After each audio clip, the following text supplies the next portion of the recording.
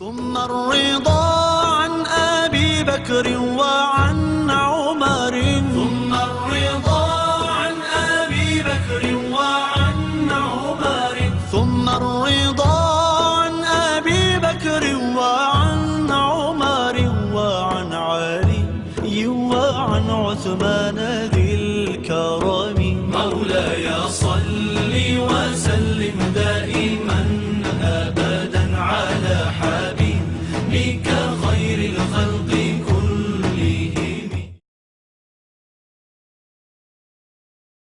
اعوذ باللہ من الشیطان الرجیم. بسم اللہ الرحمن الرحیم. یا ایہا الذین آمنوا اطیعوا اللہ واطیعوا الرسول واولی الامر منکم فإن تنازعتم في شيء فردوه إلى الله والرسول. صدق اللہ مولانا العظیم. محترم و معزز مشائخ اعظام، علماء کرام، خادمین و مبلغین دین، اساتذہ کرام، عزیز طلبہ، نوجوانان امت اور جملہ سامعین و ناظرین، اللہ جل مجدہ کی توفیق سے ہم ایک سلسلہ وار گفتگو کر رہے ہیں جس کا موضوع ہے دفاع شان سیدنا صدیق اکبر و فاروق اعظم رضی اللہ تعالی عنہ. اور یہ موضوع اور اس کا مضمون و بیان اسی طرح کا ہے جیسے آج سے کچھ عرصہ قبل میں نے 12-13 گھنٹوں پر مشتمل ایک گفتگو کی تھی، دفاع شان سیدنا علی المرتضیٰ کرم اللہ وجہہ الکریم.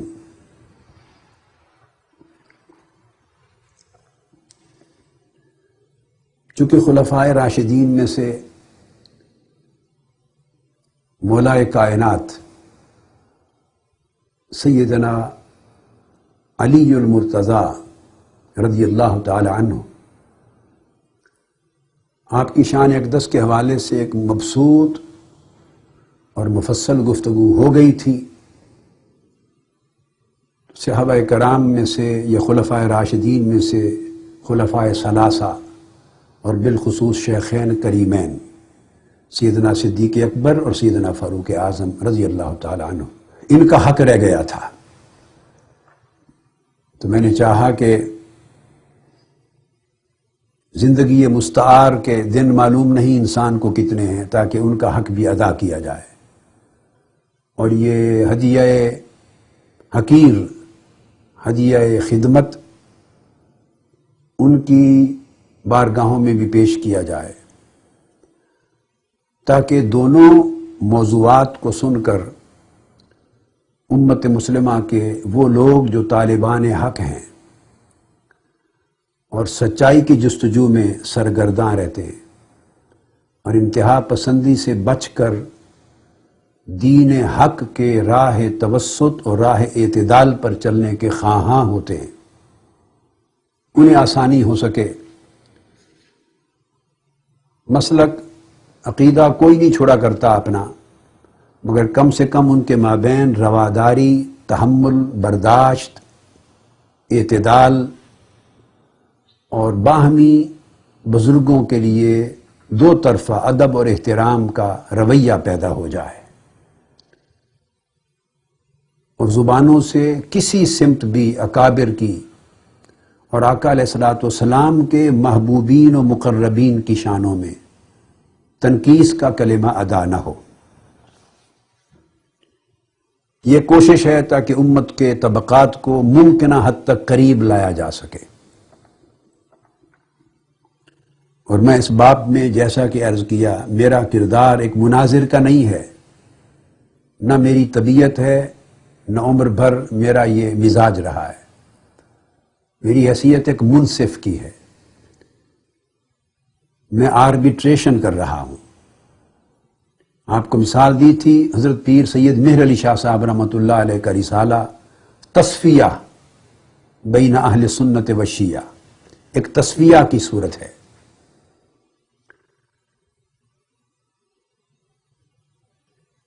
کل کی گفتگو میں نے یہاں پر ختم کی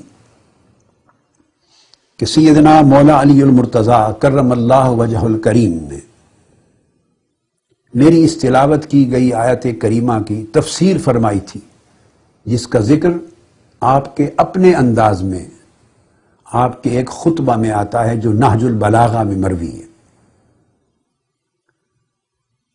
قرآن مجید کا پیغام یہ تھا جو اس آیت کریمہ میں دیا گیا کہ ایمان والو اللہ کی اطاعت کرو۔ اس میں قرآن مجید کو سب سے پہلی حجت قاطعہ قرار دیا گیا، قطعی دلیل سب سے پہلے امور شریعت میں، امور دین میں قرآن۔ یہ اطیع اللہ کا معنی ہے، رجوع الی القرآن کرو، وہ اطیع الرسول، اور رسول کی اطاعت کرو۔ تو حضور علیہ الصلوۃ والسلام کی سنت طیبہ، آپ کی سیرت مبارکہ، آپ کی احادیث، آپ کے فرامین، آپ کے ارشادات اور آپ کا اسوہ اور طرز عمل، اس کو حجت قاطعہ قرار دیا گیا، اور یہ بھی حجت مطلقہ ہے قرآن مجید کی طرح۔ تیسرا میں نے عرض کیا اولی الامر منکم۔ اب میں چونکہ اولی الامر منکم پر اس موضوع کی مناسبت سے جس قدر تفصیل درکار تھی وہ پچھلی نشست میں بیان کر چکا ہوں، اب میں اس کو نہیں دہرا رہا۔ سو میں نے اس کا خلاصتاً اس کے اختتام پر یہ ذکر کیا تھا کہ اولی الامر منکم کا اطلاق بہت سے طبقات اور بہت سے حضرات پر ہوتا ہے، ان کے مرتبوں کے مطابق اور ان کے منصبوں کے مطابق، مراتب اور مناصب کے مطابق، مگر ہم ان سے اہل بیت اطہار اور صحابہ کرام بطور خاص خلفائے راشدین اور صحابہ کرام اور ائمہ اہل بیت ان کو لے لیتے ہیں۔ یہ میں نے اختتام پر بات کی تھی، کیونکہ یہ بھی اولی الامر کے وسیع معنی میں شامل ہیں،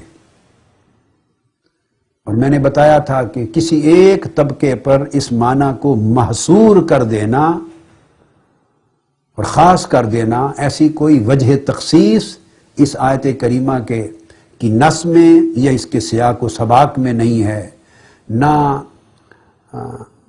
دلالتاً بھی نہیں ہے، اشارتاً بھی نہیں ہے، اقتضاءً بھی نہیں ہے، حتیٰ کہ عبارتاً تو ہے ہی نہیں۔ سو اس کا اطلاق بڑا وسیع ہے۔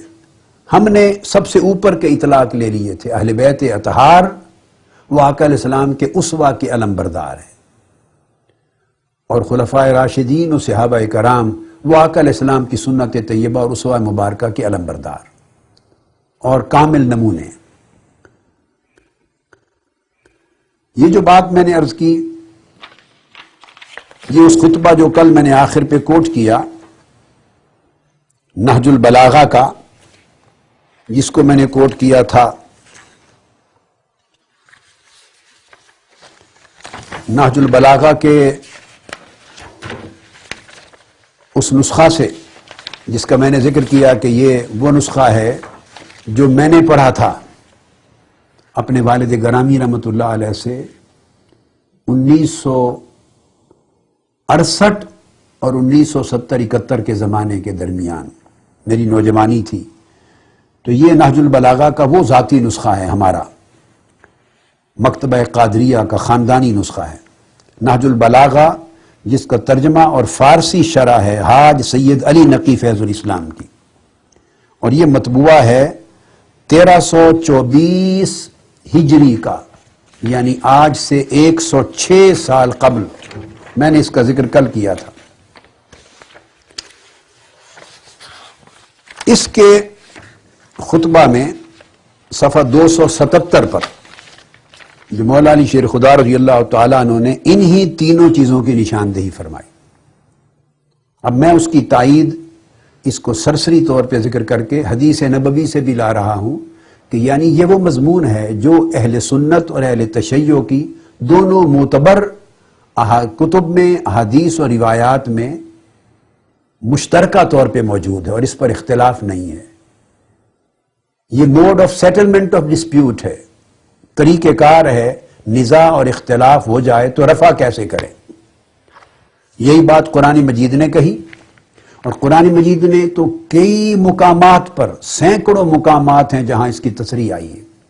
جیسے ارشاد فرمایا گیا، اللہ پاک نے آپ کی طرف یہ کتاب حق کے ساتھ نازل فرمائی ہے، تاکہ اللہ رب العزت نے جو ہدایت آپ کو دی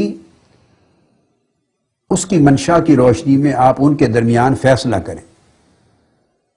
تو قرآن مجید نے کہا، کہیں فرمایا ما آتاکم الرسول فخذوہ وما نہاکم عنہ فانتہوا، رسول جو حکم تمہیں دے لے لو، قبول کر لو، وہ حتمی ہے۔ رسول جس چیز سے منع کرے رک جاؤ۔ کہیں فرمایا فلا وربک لا یؤمنون حتی یحکموک فیما شجر بینہم، اگر رسول کے ہر حکم کو سر تسلیم خم کرتے ہوئے قبول نہ کرو تو مومن ہی نہیں ہو۔ الغرض قرآن مجید میں 150 آیات ہیں، 150 آیات کریمہ جو اس حکم کو بیان کرتی ہیں اپنے اپنے انداز میں، جدا جدا سیاق و سباق میں۔ پھر یہ جو اولی الامر منکم کی بات ہے، قرآن اور اس کے بعد رسول، یعنی قرآن کے بعد سنت، پھر تیسرا مصدر جس کو اولی الامر کہا، جو صحابہ کرام بھی ہیں اور اہل بیت اطہار بھی ہیں، اس کا بھی کئی جگہوں پر اشارہ ہے، جہاں فرمایا فَاسْأَلُوا أَهْلَ الذِّكْرِ إِن كُنتُمْ لَا تَعْلَمُونَ، اگر تمہیں کوئی بات معلوم نہ ہو تو اہل ذکر سے پوچھ لیا کرو۔ اب اہل ذکر کون ہے؟ اس پر علماء اور مختلف طبقات پھر اختلاف کر سکتے ہیں، ان کی کتابوں میں روایات موجود ہیں۔ ایک طبقہ کہے گا کہ اہل ذکر سے مراد صرف اہل بیت اطہار کے امام ہیں، ائمہ معصومین اہل بیت۔ ایک طبقہ یہ کہے گا۔ اہل سنت یہ اہل تشیع ہیں، ان کا نقطہ نظر ہے، اور اہل سنت اس کو عموم پر قرار دیں گے، اس میں صحابہ کرام بھی آئیں گے، اہل بیت اطہار بھی آئیں گے، جمیع الراسخون فی العلم بھی آئیں گے، اور اولیاء و صالحین بھی آئیں گے، جن جن کو اللہ نے ہدایت عطا کر دی۔ اب میں اگر پھر دونوں کو یکجا کر کے اس کا معنی، قرآن کے لفظ کا معنی قرآن ہی سے لوں، اگر ہم رجوع الی القرآن کریں تو مسئلے حل ہو جاتے ہیں۔ اب کہا کہ انا نحن نزلنا الذکر، ہم نے اس ذکر کو نازل کیا، فإنا لہ لحافظون، تو قرآن مجید نے اپنے آپ کو ذکر کہا، اللہ رب العزت نے خود قرآن کو ذکر کہا، ہم نے ذکر نازل کیا یعنی قرآن، اور ہم ہی قیامت تک اس کی حفاظت فرمائیں گے۔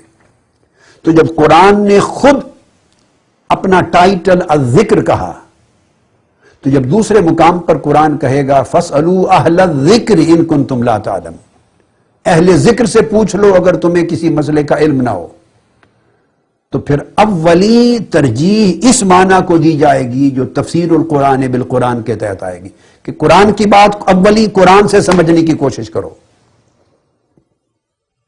اور پھر ان سے جو صاحبان علم قرآن ہیں، جن کو اللہ رب العزت نے قرآنی ہدایت سے، قرآنی نور سے، قرآنی علم سے اور قرآنی معرفت سے مالا مال کیا، اور وہ سب سے پہلے اللہ کے رسول ہیں صلی اللہ علیہ وسلم۔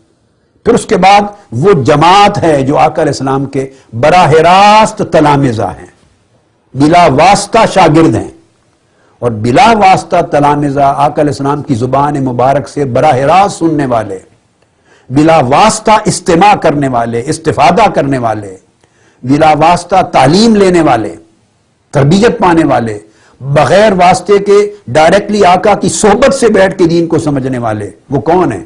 یہی جماعت ہے، جماعت صحابہ کرام اور آقا علیہ السلام کی اہل بیت اطہار۔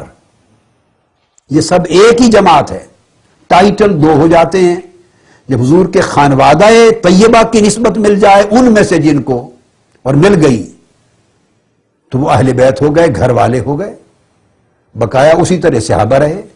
میں نے عرض کیا تھا عموم خصوص من وجہ کی نسبت ہے سارے ایک ہی کلیت کا حصہ ہے۔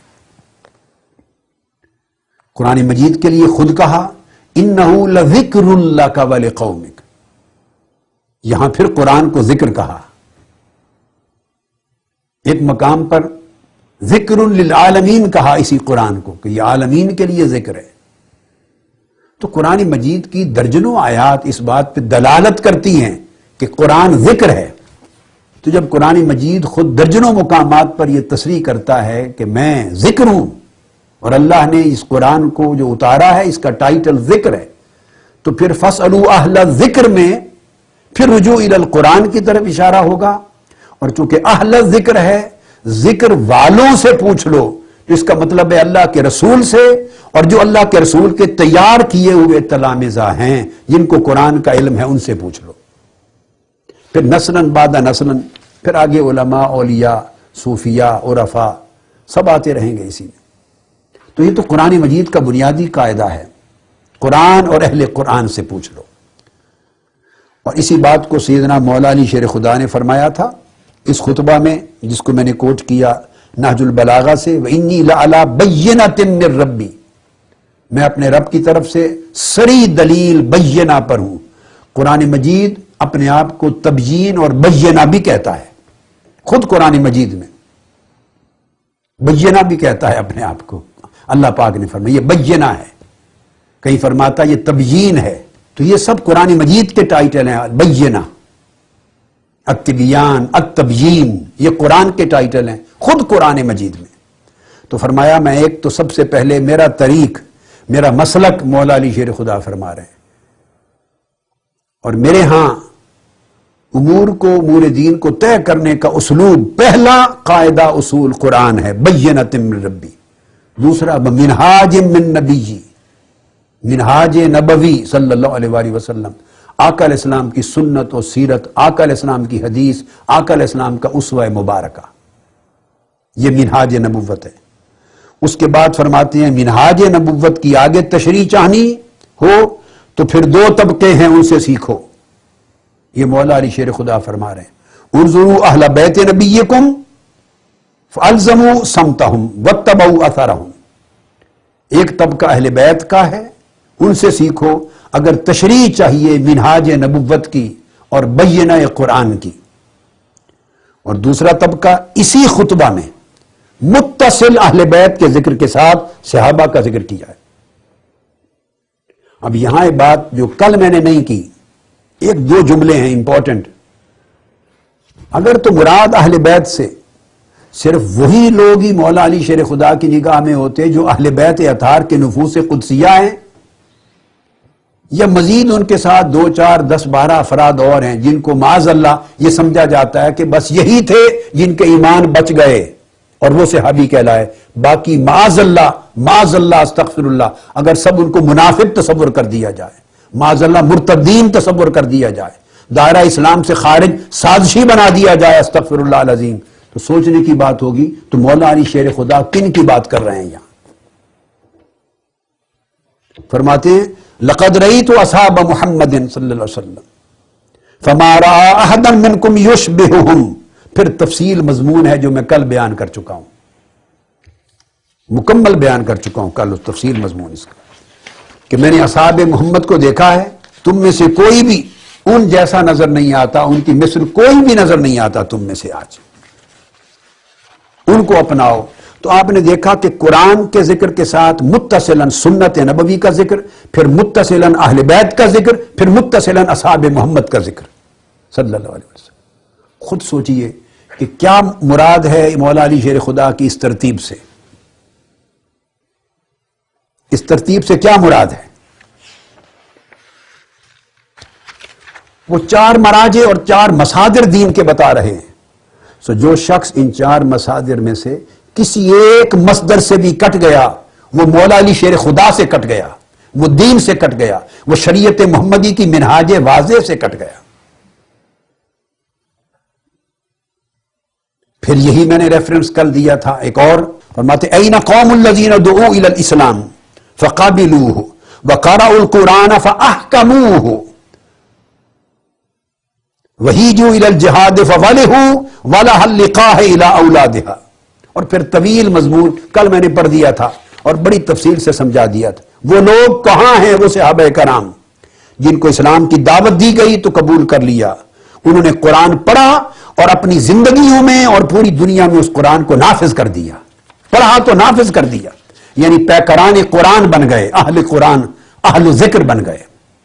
جہاد کی طرف بلایا تو اس طرح دوڑ پڑے اپنی جانیں قربان کرنے کے لیے جیسے اونٹنیاں اپنے گمشدہ بچوں کی تلاش میں دوڑتی۔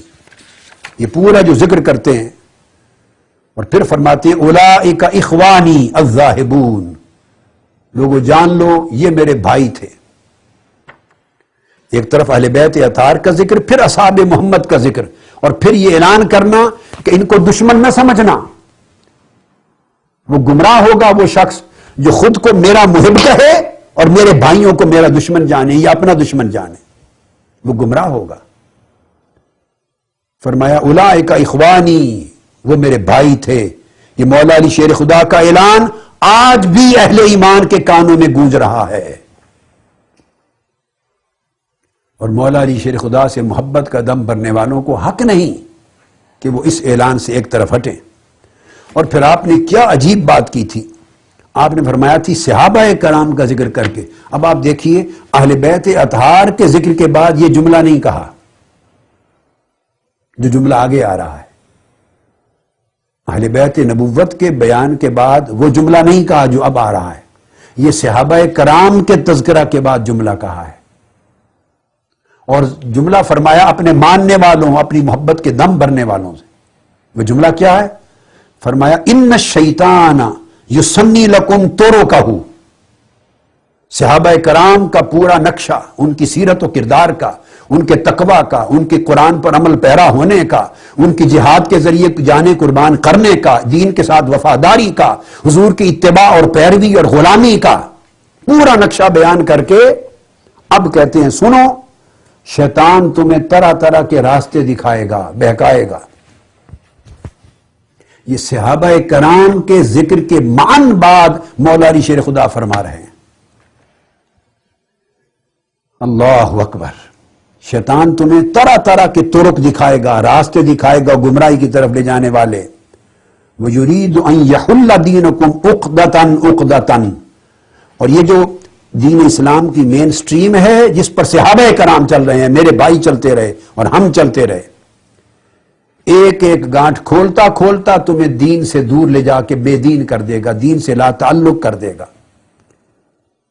اور اگر تم صحابہ کرام کی ان میرے بھائیوں کی راہ سے ہٹ گئے تو پھر یؤتیکم بالجماعۃ الفرقہ، تو جماعت میں تفرق پیدا، تفرقہ پیدا کر دے گا۔ گویا صحابہ کرام کی جو اخوانی ہیں، میرے بھائی ہیں، یہ ایک ہی گروہ تھا، اگر اس گروہ کو تم نے پھوٹ ڈال دی، شیطان تم میں پھوٹ ڈالے گا، الفرقہ۔ اب سوچنے کی بات ہے، یہ پھوٹ ڈالنے کا جو خبر سنا رہے ہیں یہ کس کی نسبت سے سنا رہے ہیں؟ یہ اہل بیت اطہار کی نسبت میں یہ ذکر نہیں آیا، یہ صحابہ محمد کے ذکر میں آیا، صحابہ کرام کے ذکر میں، کہ تم میں پھوٹ ڈال دے گا، تمہیں ان کے راستوں سے ہٹا کر جدا جدا راستوں پہ پھینک دے گا۔ اور یاد رکھ لینا، اگر تم میں پھوٹ پڑ گئی یعنی تم نے اہل بیت اور صحابہ کرام، صحابہ نبوی کو الگ الگ کر دیا تو بالفرقۃ فتنہ، فتنہ ہوگا اس میں۔ اور پھر آپ فرماتے ہیں شیطان کے ہیلوں سے بچنا اور نصیحت حاصل کرنا دین کی، جن کے ذریعے تم تک نصیحت پہنچی ہے۔ یہ بیان سیدنا مولا علی شیر خدا رضی اللہ تعالیٰ عنہ کا ہے۔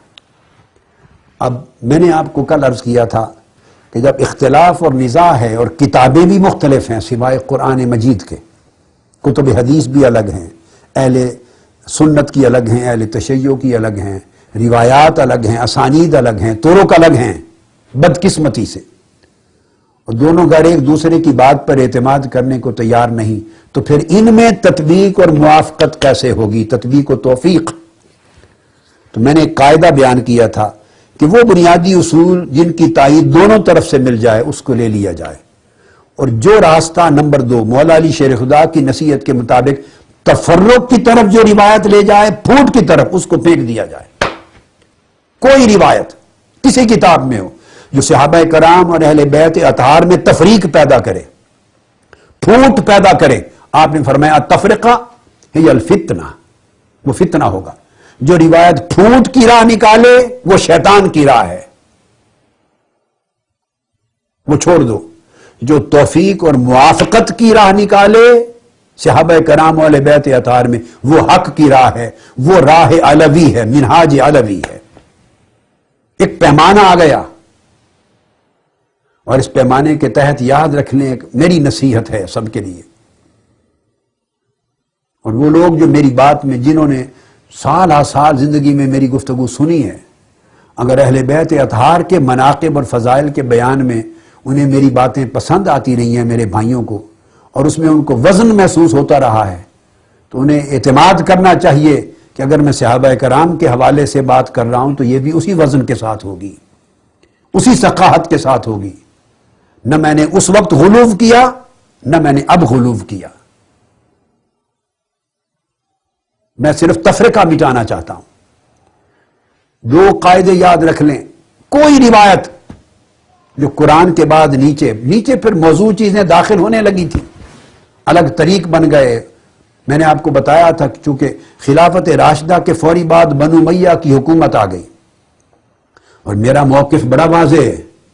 میں صحابہ کرام کا اور خلفائے راشدین کا اور بالخصوص شیخین کریمین کا دفاع شان کا موضوع بیان کر رہا ہوں، مگر ایٹ دا سیم ٹائم مجھے یہ کہنے میں تامل نہیں ہے کہ بنو امیہ میں سے کوئی دور حکومت بھی خلافت راشدہ نہیں تھا.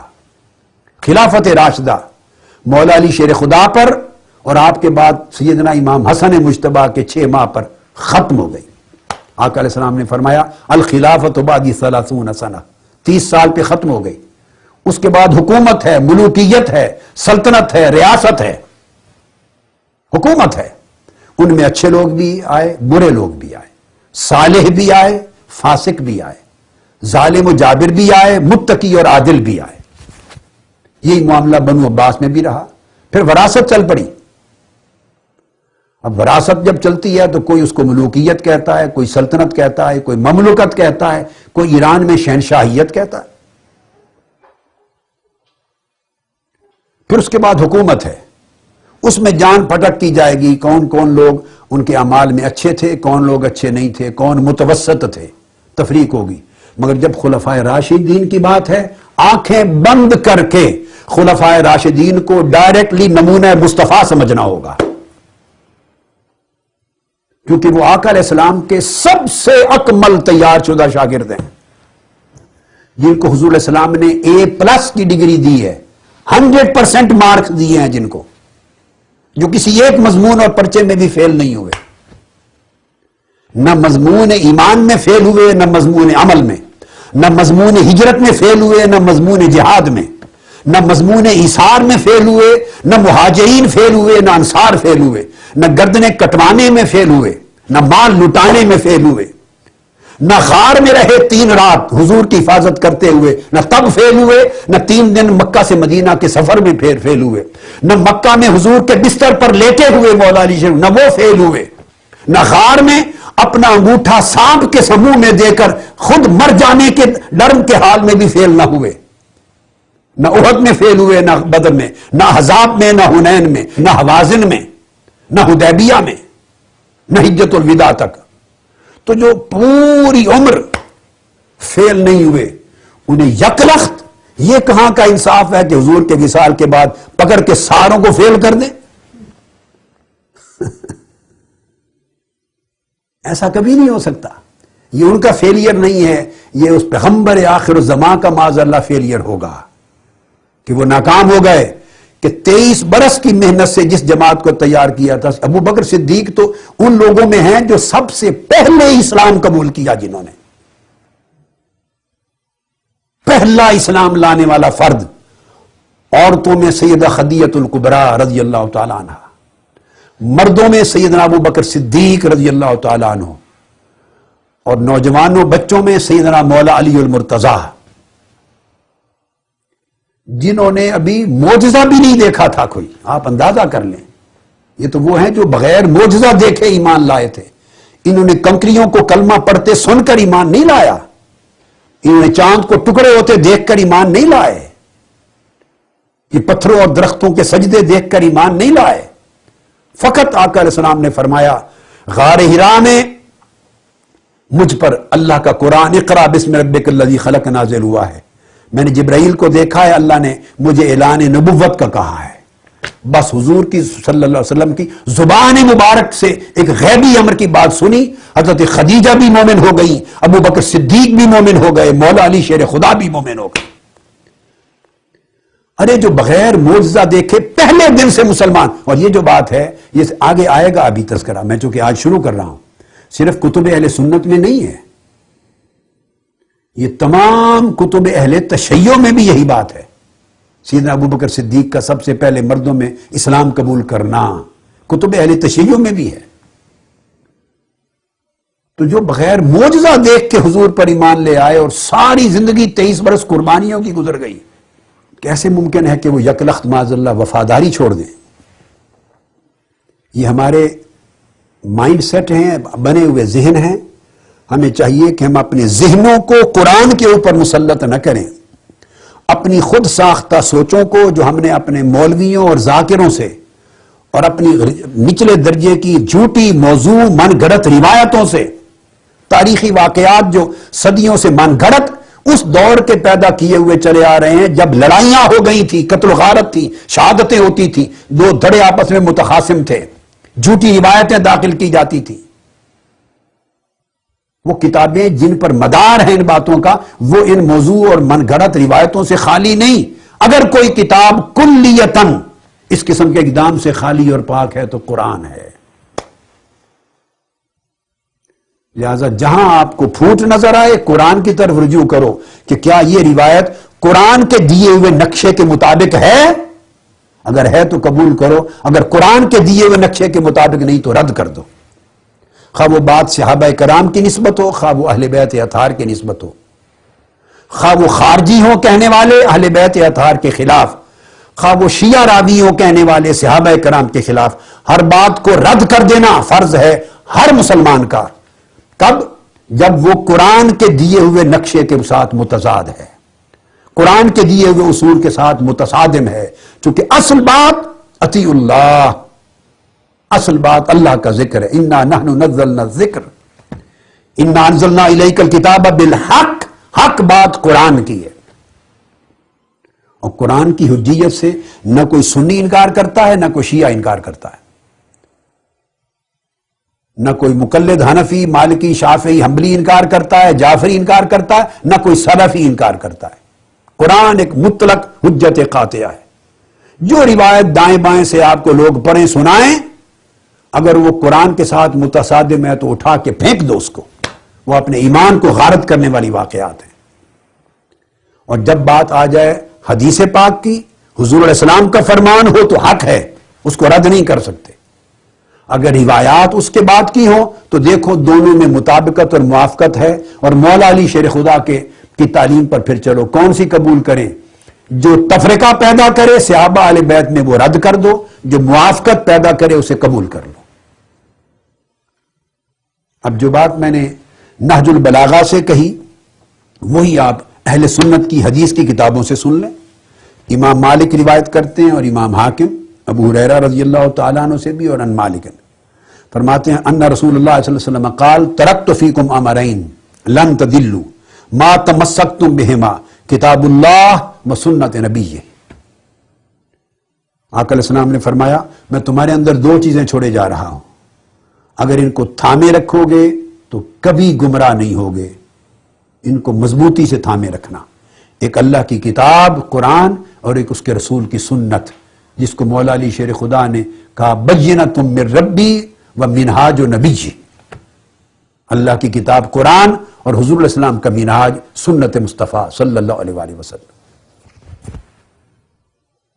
تو آپ نے دیکھا کہ حدیث موطا امام مالک اور امام حاکم کی یہ کتاب موطا میں بھی ہے، امام حاکم کی مستدرک میں بھی ہے، اور دیگر بے شمار کتب میں.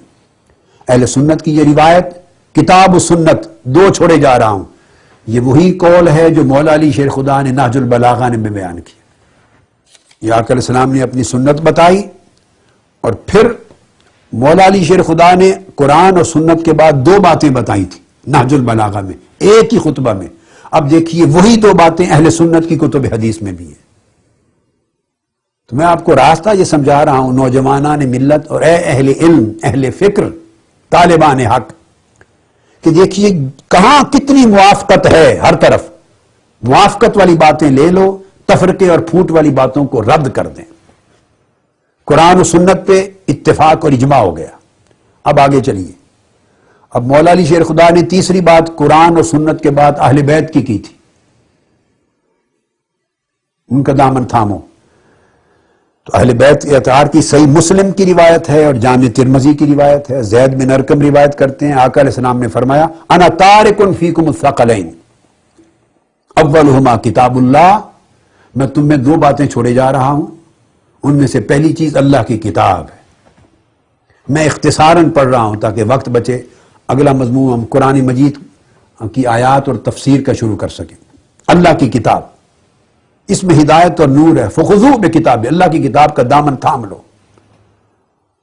اور دوسرا فرمایا ثم قال واہل بیتی، اور میری اہل بیت، حضور علیہ السلام نے فرمایا اذکرکم اللہ فی اہل بیتی، اذکرکم اللہ فی اہل بیتی، نصیحت کی آپ نے اپنی اہل بیت کے لیے، ان سے تمسک کرنا۔ تو آپ نے دیکھا پہلے فرمایا قرآن اور میری سنت، اس کے بعد فرمایا آقا علیہ السلام نے تیسری چیز ایڈ کی قرآن اور سنت کے ساتھ، یہاں قرآن کے ساتھ اہل بیت کو ایڈ کیا۔ یہی جامع ترمذی میں بھی ہے، یہ مسلم میں بھی، اور مسند احمد بن حنبل میں بھی، نسائی میں بھی، بہقی میں بھی، ابن حبان میں، ہر طرف اہل سنت کی جمیع کتب میں ہے۔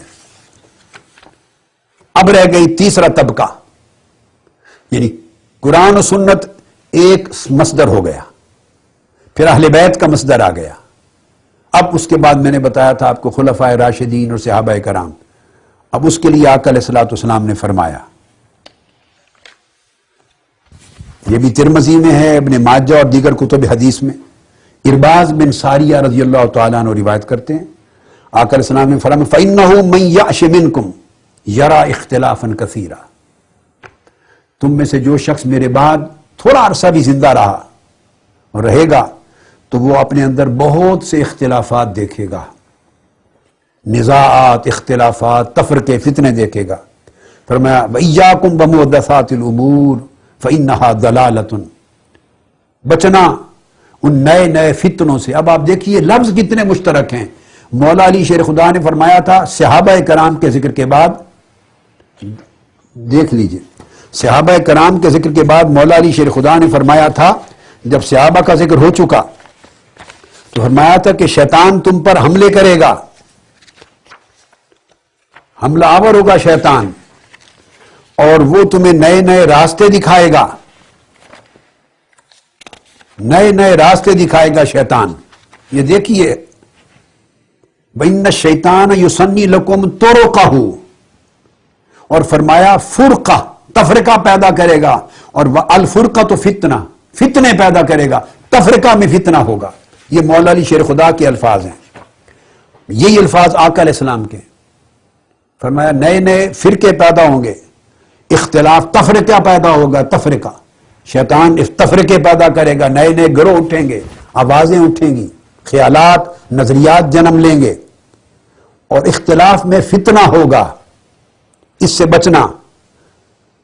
تو پھر مولا علی شیر خدا نے فرمایا تھا بچنے کے لیے وہ تذکرہ صحابہ کرام کا کیا کہ وہ تمہیں صحابہ کے طریق سے ہٹائے گا، ہٹ گئے تو فتنے میں جا پڑو گے۔ اب آقا علیہ السلام فرما رہے ہیں فَمَنْ أَدْرَكَ ذَلِكَ مِنْكُمْ فَعَلَيْكُمْ بِسُنَّتِي وَسُنَّتِ الْخُلَفَاءِ الرَّاشِدِينَ الْمَهْدِيِّينَ، تم میں سے جو وہ زمانہ پائے وہ اپنے اوپر میری سنت اور خلفائے راشدین مہدیین کی سنت کو لازم تھام لے۔ عزیزان محترم اور جملہ اہل علم و فکر، غور سنیں، خلفائے راشدین کا ٹائٹل خلفائے اربعہ کو، سیدنا ابو بکر صدیق کو، سیدنا فاروق اعظم کو، سیدنا عثمان غنی کو، سیدنا مولا علی المرتضیٰ کو ہم نے نہیں دیا، مورخین نے نہیں دیا، امت نے نہیں دیا، ان کو خلفائے راشدین مہدیین کا ٹائٹل خود تاجدار کائنات علیہ الصلوۃ والسلام نے دیا ہے۔ یہ مصطفیٰ صلی اللہ علیہ وسلم کا عطا کردہ لقب ہے، اگر ہم اس کو چھیننے کی کوشش کریں گے تو ہم معاذ اللہ استغفر اللہ حضور علیہ السلام سے جنگ لڑ رہے ہیں۔ یہ تعریفات مولا علی شیر خدا نے کی ہیں. اگر ہم تفرقہ کریں گے، ان سے پھوٹ کے الگ ہوں گے، تو ہم مولا علی شیر خدا سے جنگ لڑ رہے ہیں.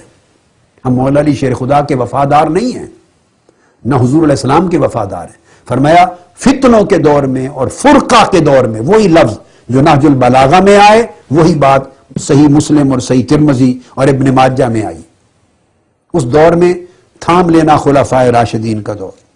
عدو علیہا بالنواجز، اور یہ جو میری سنت ہے، میرے خلفائے راشدین کی سنت بھی میری ہی سنت ہوگی، میری سنت کا تسلسل ہوگا، جدا نہیں ہوگی. دانتوں سے مضبوطی سے پکڑ لینا یعنی سختی سے کار بند ہو جانا. یہ وہ اصول تھے جن کو میں نے چاہا کہ دونوں طرح کی کتب سے اس کو ہم بیان کریں اور ثابت کریں. یہ آپ کے سامنے آ گیا نمونہ. اب ہمیں اس قاعدے کو ہمیشہ ذہن نشین کر لینا چاہیے کہ جب کبھی اختلاف آئے، نزاع آئے، تو اس کو قرآن کی طرف رجوع کریں. اور قرآن نے جو مجموعی تصویر دی ہے صحابہ کرام کی، جو پورا نقشہ دیا ہے، اللہ سے بہتر عالم کوئی نہیں، یاد رکھ لیں. کسی مورخ کی روایت قرآن سے زیادہ سچی نہیں ہو سکتی. یہ بات یاد رکھیں. میں یہ بات کہہ کر گریز نہیں کر رہا ہوں ان روایتوں پر کلام کرنے سے اور گفتگو کرنے سے، وہ میں کروں گا. یہ میری گفتگو کی ابھی تک اتنے دنوں سے تمہیدات چل رہی ہیں. میں نے عرض کیا کہ جس جس مسئلے پر اختلاف نے امت کو فتنے میں مبتلا کیا، میں ایک ایک مسئلے پر مفصل گفتگو کرے گا. خدا جانے یہ نشستیں کتنے دن لیں. مسئلہ خلافت پر، امامت پر مفصل گفتگو ہوگی، روایتوں پر گفتگو ہوگی. اگر مسئلہ فدق پر اختلاف ہوا تو اس کی جمیع روایتیں، تمام کتب کی ہر روایت اٹھا کے سامنے رکھوں گا، اس پر گفتگو ہوگی. اور پھر میں اسی اصول کے تحت اس کو بھی ابتدا مسئلہ فدق کا حل قرآن سے کروں گا. وہ آپ دیکھیں گے قرآن ہی سے حل ہو جائے گا. آپ کہیں گے آگے کی اب ضرورت ہی کوئی نہیں بحث کرنے کی، مگر میں کروں گا، تمام روایات کو بیان کروں گا تاکہ اشکال ممکن حد تک دور ہو. اگر معاذ اللہ سیدہ کائنات کی بے حرمتی کی ایک جھوٹی تہمت جو سیدنا فاروق اعظم پہ لگی کہ ان کو دروازہ توڑا اور آگ لگائی اور معاذ اللہ تماچے مارے، استغفر اللہ العظیم، میرا کلیجہ پھٹ جاتا ہے یہ سن کر. ہے کوئی مسلمان جو سیدہ کائنات فاطمہ الزہرا کو تماچا مارے؟ ان کو اگر کسی نے تماچا مارا ہو وہ جہنم کا ایندھن ہوگا. صحابی تو دور کی بات ہے، وہ مسلمان نہیں ہو سکتا. کوئی ان کو ٹھوکر مارے، ان کو مارے، ان کو زد و کوب کرے، بے حرمتی کرے، وہ بدترین کافر ہوگا. اگر کسی نے ایسا کیا ہوتا تو سب سے پہلے ایسے کرنے والے پر میں لعنت بھیجتا. مگر کہنے سوچنے سے پہلے خدا کا خوف کرنا چاہیے. کن ہستیوں کے بارے میں کس حد تک آپ جا رہے ہیں؟ آج ایک گیا گزرا گھٹیا شخص بھی اس انتہا تک نہیں جاتا.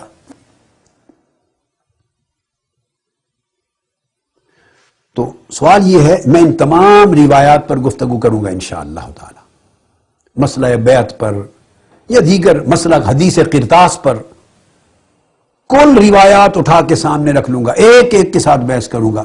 تو میں اجمالی باتوں کے ذریعے اس کا جواب نہیں دے رہا ہوں، وہ اپنے وقت پر آئیں گی بحثیں، مگر ایک اصول اور کلیہ سمجھا رہا ہوں کہ کوئی روایت ہو جو بات آقا علیہ السلام کی فرمائی ہوئی نہیں ہے، وہ حضور کی سنت اور حدیث کے درجے میں نہیں ہے، اس کے بعد آگے کی روایت ہے، اگر وہ قرآن کے مضمون سے، قرآن کی تعلیم سے، قرآن کے دیے ہوئے نقشے سے ٹکراتی ہے، اس کو اٹھا کے پھینک دے. مسلمان کا کام ہی نہیں کہ اس پر کان دھرے.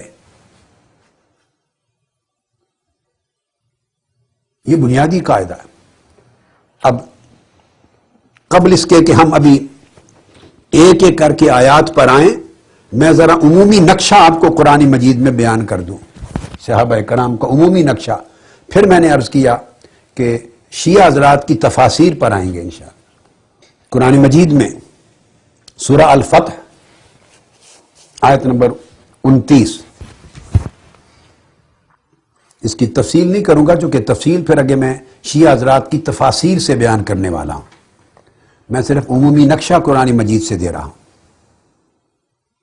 کہ مسلمان کا مومن کا کام یہ ہے کہ وہ قرآن مجید کے تصور کو ذہن میں ایک مبدأ علم کے طور پر، اصول کے طور پہ رکھ لے، بس پیمانے کے طور پہ رکھ لے۔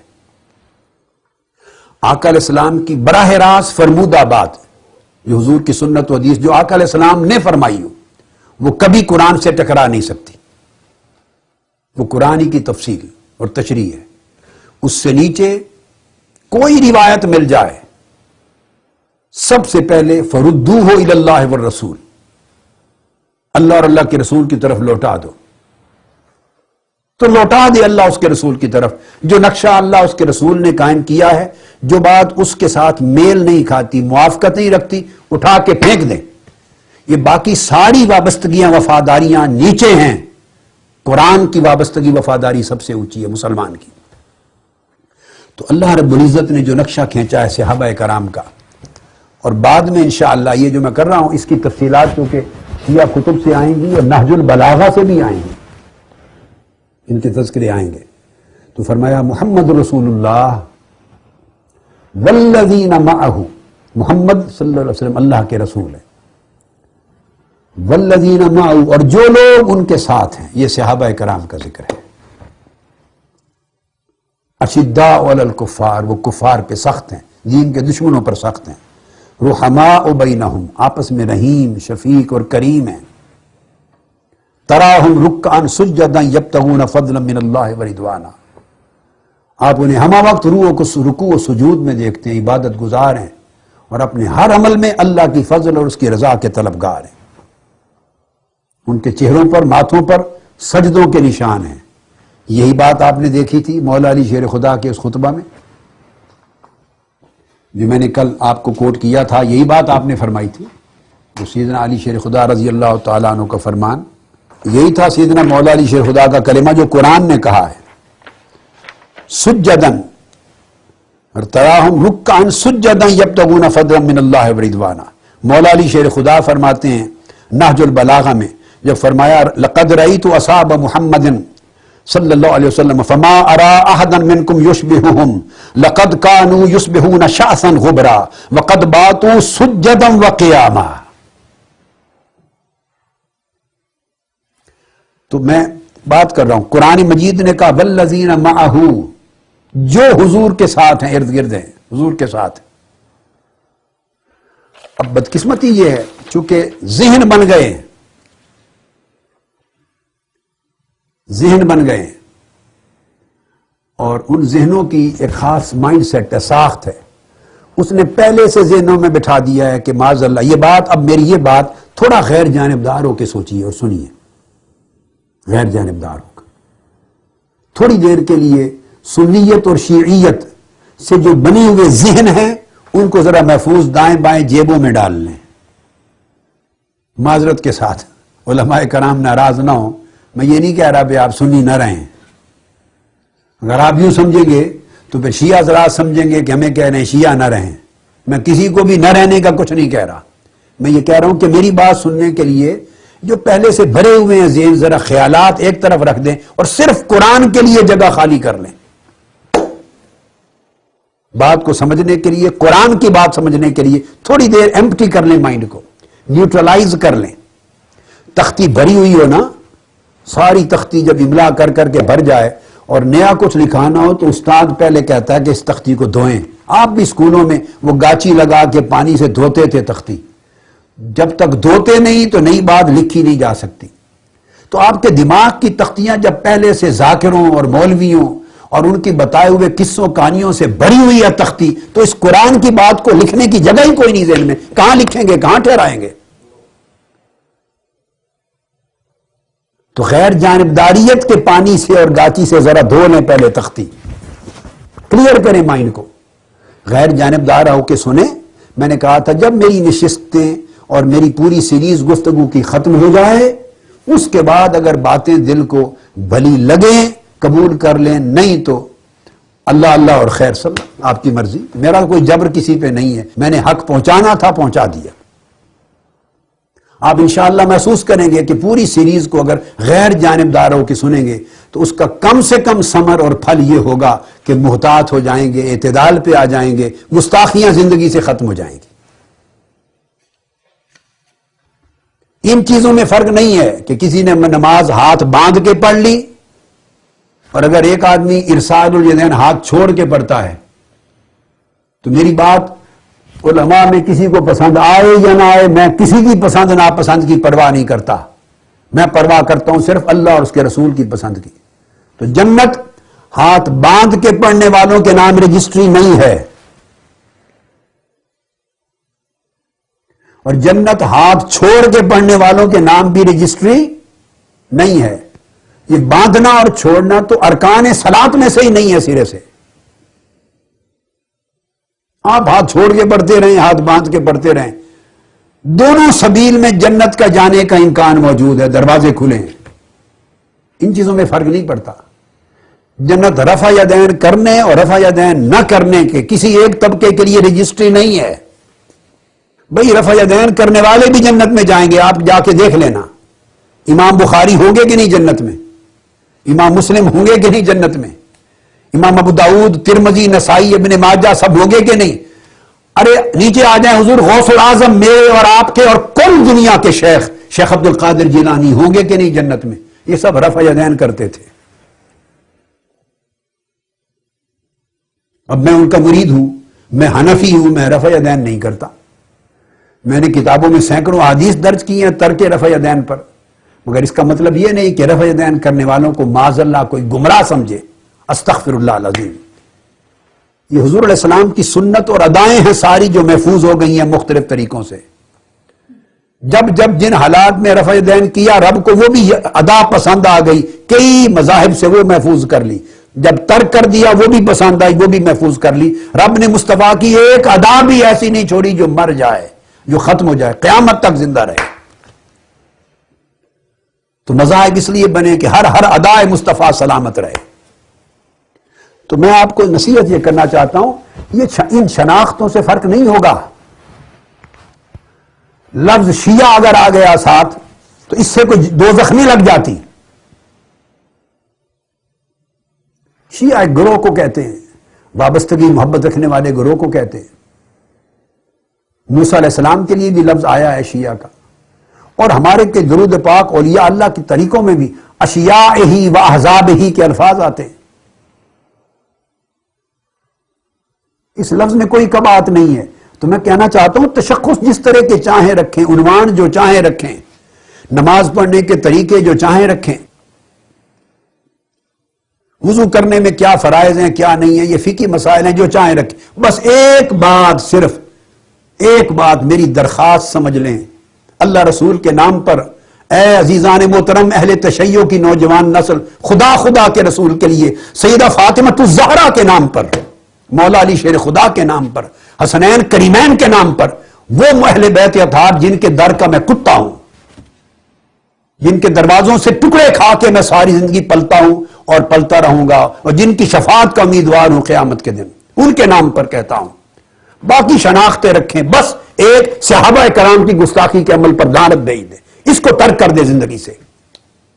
خلفائے راشدین صحابہ کرام کو برا بھلا کہنا مولا علی شیر خدا کو ناراض کرے گا، قیامت کے دن دیکھنا۔ سیدہ فاطمہ الزہرا کو ناراض کرے گا، حسنین کریمین گریبان پکڑ لیں گے، معاف نہیں کریں گے۔ وہ کہیں گے ہمارے درمیان کوئی دشمنی نہیں تھی، عداوت نہیں تھی، تم نے ہمیں آپس میں دشمن بنا دیا، ہمیں معاذ اللہ آپس میں اتنا گرا ہوا لوگ طبقہ بنا دیا آپ نے۔ بس یہ درخواست ہے، اس کو چھوڑ دیں۔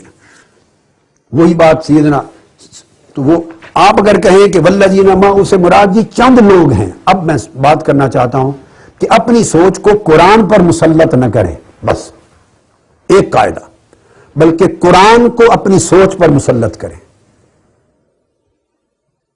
جو بات قرآن نے نہیں کہی وہ اپنی سمجھ کے ساتھ اس کے اندر نہ ڈالیں، بلکہ جو قرآن نے کہا ہے اس سے سمجھ حاصل کریں۔ قرآن نے کہا والذین معہ، یہ کلمہ عام ہے یا نہیں؟ جو ان کے ساتھ ہیں،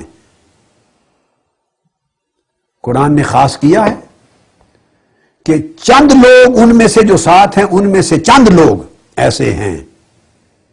اگر تو قرآن نے یہ کہا ہوتا محمد رسول اللہ ومن الذین معہ، یہ کہا ہوتا، یا جو ان کے ساتھ ہیں جو لوگ ان میں سے کچھ ایسے ہیں، یہ قرآن نے کہا ہوتا وَبَعْضُ الَّذِينَ مَعَهُ، جو ان کے ساتھ ہیں ان میں سے بعض ایسے۔ اگر تو اللہ نے بات یوں کی ہوتی تو حق تھا کہ آپ کہیں جی حضور کے بعد کچھ مسلمان رہ گئے، صحابی رہے اور باقی پھر گئے معاذ اللہ۔ تو جب قرآن نے نہ بعد کہا نہ من کہا، قرآن نے عموم اور کلیت کی بات کی، والذین معہ، جو مصطفیٰ کے صحابی ہیں، جو مصطفیٰ کے ساتھ ہیں، ان ساروں کی یہ شان ہے۔ اور جب سیدنا مولا علی شیر خدا نے بات کی، اب یہ دیکھیے یہی بات مولا علی شیر خدا نے کی، تو مولا علی شیر خدا نے یہ نہیں کہا لقد رأیت بعد اصحاب محمد۔ اگر مولا علی شیر خدا یہ کہتے تو پھر آج کا نقطہ نظر درست ہوتا کہ کچھ صحابی رہ گئے، مومن رہ گئے، باقی معاذ اللہ پھر گئے۔ جب نہ قرآن کہے بعد الذین معہ، نہ سیدنا مولا علی شیر خدا کہنے رہی تو بعد اصحاب محمد،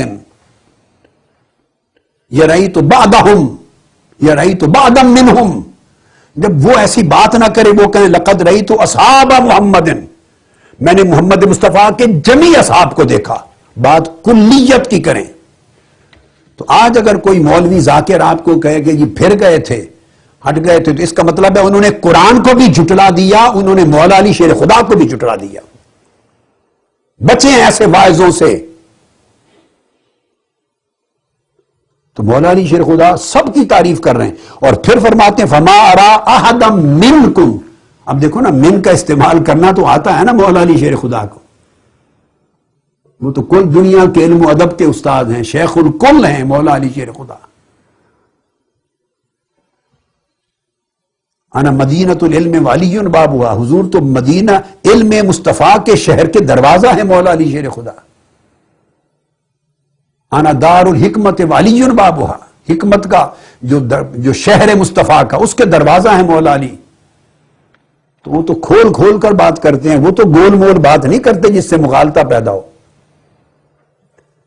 تو وہ فرماتے ہیں کہ میں نے اصحاب محمد کی بات کی تو جمی کی بات کی، کوئی تفریق نہیں کی۔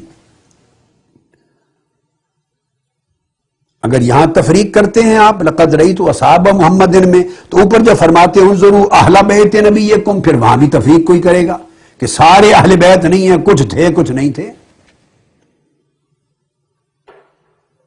عموم کی بات ہے۔ اور پھر وہ تمام صیغہ جمع کے ساتھ بات کرتے جا رہے ہیں، لقد کانوا یصبحون شاسا غبرا، ساروں کا یہ عالم تھا۔ وقت باتوا سجدا وقیاما، سب رات سجدہ اور قیام میں گزارتے تھے۔ یراوحون بین جباہہم وخدودہم، ساروں کا یہ حال تھا۔ یقفون علی مثل الجمر، سب کا یہ حال تھا۔ کأن بین اعینہم، سب کا یہ حال تھا۔ اذا ذکر اللہ حملت اعینہم، سب کی آنکھیں ٹپک پڑتی تھیں۔ سارے بیان میں مولا علی شیر خدا نے کسی ایک جگہ بھی من بعدیہ تبعید نہیں کی ہے کہ بعض ایسے تھے اور بعض نہیں تھے۔ ایک بات اور بھی ہو سکتی، مولا علی شیر خدا کو اگر آج کوئی کہتا ہے کہ نہیں حضور کے زمانے میں تو پتہ نہیں تھا معاذ اللہ، اور وفات کے بعد پھر گئے، وفاداری نہ رہی، منحرف ہو گئے وفات کے بعد، آج یہ بھی ایک فتنہ ہے۔ اگر کسی کے ذہن میں یہ آئے، اس کا جواب بھی یہی مولا علی شیر خدا کے خطبہ میں اور قرآن میں ہے۔ قرآن کی بات تو کیٹیگوریکل ہو گئی۔ اب مولا علی شیر خدا جب یہ بات فرما رہے ہیں، یہ تو سن 38 میں فرما رہے ہیں لگ بھگ، اس وقت حضور علیہ السلام کے وصال کو 28 سال گزر گئے تھے۔ اس وقت تک تو دودھ کا دودھ اور پانی کا پانی ہو چکا تھا نا۔ معاذ اللہ یہ الزام مرتد ہو جانے کا، منافقت ظاہر ہو جانے کا، استغفر اللہ العظیم، ظلم و جبر کرنے کا، دین سے نکل جانے کا، بے وفائی کرنے کا، معاذ اللہ استغفر اللہ، نقل کفر، کفر نباشد، یہ سارے الزام تو حضور علیہ السلام کے وصال کے فوری بعد کے ہیں نا۔ پہلے 2-2.5 سال کے ہی ہیں، سیدھا صدیق اکبر کے دور کے اندر کے۔ جب مولا علی شیر خدا یہ بات کریں تو اس وقت تو سیدنا صدیق اکبر بھی اس جہان فانی میں نہیں تھے، سیدنا فاروق اعظم بھی اس جہان فانی میں نہیں تھے، حضرت عثمان غنی اس جہان فانی میں نہیں تھے، اور خود مولا علی شیر خدا کی خلافت کے آخری 2 سال باقی رہ گئے تھے۔ اس واقعہ کو وصال مصطفیٰ صلی اللہ علیہ وآلہ وسلم کو اور ان واقعات کو جو منسوب کر کے یا جن میں سے غلط نتائج اخذ کیے جاتے ہیں، ان واقعات کو 28 برس گزر گئے تھے، تو 27 برس بعد بھی مولا علی شیر خدا کسی میں امتیاز نہیں کر رہے، بعض کو اچھا بعض کو برا نہیں قرار دے رہے، اور یہ نہیں فرما رہے کہ وہ جو حضور کے زمانے میں اصحاب کہلاتے تھے لوگوں، میں نے دیکھا وہ بعد میں صحابی نہ رہے۔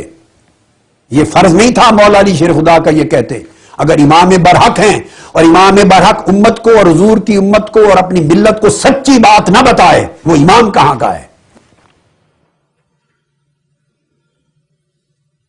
27 سال بعد خطاب کر رہے ہیں۔ اب لوگ بعض اوقات کہہ دیتے ہیں کہ جب بیعت کی تھی اس وقت حکمتیں تھیں یا خوف تھا یا امت میں تفرقہ نہ ہو۔ بھائی اب جو خطبہ جو میں پڑھ رہا ہوں اس وقت وہ حکمتیں نہیں ہیں، اب تو جنگیں، اب تو تلواریں ہاتھ میں ہیں، صفین میں جنگ ہو رہی ہے، حکمتیں گئیں، اب کاہے کا خوف و ہراس؟ اب تو نہ سامنے ابو بکر اور ان کے ساتھی ہیں، نہ عمر ان کے ساتھی ہیں، نہ عثمان اور ان کے ساتھی ہیں رضوان اللہ تعالی علیہ مجمعین، اب تو صف آ رہا ہیں۔ 27-28 سال گزر گئے اور خلافت مولا علی شیر خدا کی اپنی ہے، حکومت آپ کی اپنی ہے، سلطنت آپ کی اپنی ہے۔ اب اس زمانے میں جب وہ کہہ رہے ہیں تو کیا یہ فرض نہیں تھا؟ اگر یہ حقیقت ہوتی کہ حضور علیہ السلام کے بعد صحابہ معاذ اللہ یا خلفائے ثلاثہ معاذ اللہ اسلام سے پھر گئے تھے، استغفر اللہ، بے وفا ہو گئے تھے، ظالم و جابر ہو گئے تھے معاذ اللہ، حق غصب کرنے والے ہو گئے تھے معاذ اللہ، دین سے ہٹ گئے تھے معاذ اللہ، استغفر اللہ، اگر ان میں سے کسی ایک تہمت میں حقیقت ہوتی تو کیا مولا علی شیر خدا کا یہ فرض نہیں تھا اصحاب محمد کا ذکر کرتے ہوئے امتیاز کرتے کہ لوگوں مخالطے میں رہنا، سب صحابی اس جیسے نہیں رہے تھے مصطفیٰ کے بعد، کئی ایسے ہو گئے، کئی ایسے ہو گئے، کئی پھر گئے، کئی برقرار رہے۔ جب مولا علی شیر خدا جو بات نہیں کہہ رہے، وہ 1400 سال کے بعد آج کے مولوی اور ذاکر نوجوان نسلوں کو وہ بات گھڑ کے سنائیں تو یہ مولا علی شیر خدا کی تکذیب ہے، ان کو جھٹلانا ہے۔ یہ اہل سنت والجماعت کے موقف کی تکذیب نہیں، یہ مولا علی شیر خدا کی تکذیب ہے معاذ اللہ۔ یہ ان کی امامت کو جھٹلانا ہے کہ سچے امام برحق اور خلیفہ برحق ہو کر انہوں نے قوم کو سیدھی بات نہیں بتائی، بلکہ وہ تو یہ کہہ رہے ہیں کہ اگر تم اس راستے پر نہ رہے، اس راستے پر جو ان کا راستہ تھا تو نہ رہے، تو شیطان تمہیں تفرقہ میں مبتلا کر کے غلط غلط راستوں پر ڈال دے گا۔ تو قرآن کی بات کی تصدیق اور تائید ہوئی۔ اسی طرح دوسرے مقام پر قرآن مجید نے ارشاد فرمایا ہے، سورہ توبہ آیت نمبر 100، ارشاد فرمایا والسابقون الاولون من المہاجرین والانصار والذین اتبعوہم بإحسان رضی اللہ عنہم ورضوا عنہ۔ وہ لوگ جو ایمان لانے میں سبقت لے گئے، جنہوں نے اوائل دور میں جو مشکلات کا دور تھا، قربانیوں کا دور تھا، اس دور میں جو ایمان لے آئے وہ صحابہ، اور پھر فرمایا من المہاجرین والانصار، ان میں کچھ مہاجرین ہیں، اب من کا معنی بھی سمجھ لیں، ان میں دو طبقے ہیں، ایک طبقہ ان میں ہے جو مہاجرین ہیں جو مکہ سے ہجرت کر کے مدینہ آئے تھے، ان میں ابو بکر، عمر، عثمان و غنی اور علی شیر خدا سب مہاجرین میں سے، والانصار، اور ایک طبقہ وہ ہے جو انصار مدینہ تھے جنہوں نے مینا میں آ کے بیعت کی اور مہاجرین کو ٹھکانہ دیا، مدد کی۔ تو فرمایا وہ ایمان میں، اسلام میں سبقت لے جانے والے، خواہ وہ مہاجرین تھے خواہ وہ انصار تھے، وہ سارے صحابہ مہاجرین و انصار قرآن مجید نے تخصیص فرما دی، کل مہاجرین اور کل انصار۔ اب آپ دیکھ لیجیے، کل مہاجرین صحابہ اور کل انصار صحابہ، اور صرف یہی نہیں، والذین اتبعوہم بإحسان، اور جنہوں نے ان کے طریقے احسان کی پیروی کی ان کے بعد، تابعین بھی، تابعین اور اتباع التابعین جو ان کی نیک راہوں پہ چلتے رہے، تو کیا ہوا؟ رضی اللہ عنہم ورضوا عنہ، اللہ ان سے راضی ہو گیا اور وہ اللہ سے راضی ہو گئے۔ تو قرآن مجید نے کیٹیگوریکلی تمام مہاجرین و انصار صحابہ سے راضی ہو جانے کا اعلان فرما دیا ہے۔ کل مہاجرین اور انصار صحابہ سے راضی ہو جانے کا اعلان فرما دیا ہے قرآن مجید۔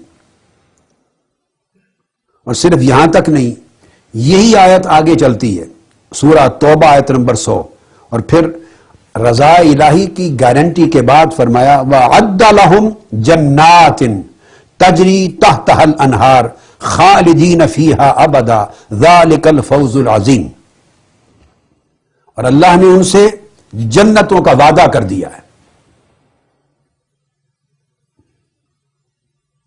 جن کے نیچے نہریں رواں ہوں گی، اور وہ ہمیشہ ابد الاباد تک جنت کے اعلیٰ مقامات میں رہیں گے، اور یہ ان کے لیے بہت بڑی کامیابی ہے۔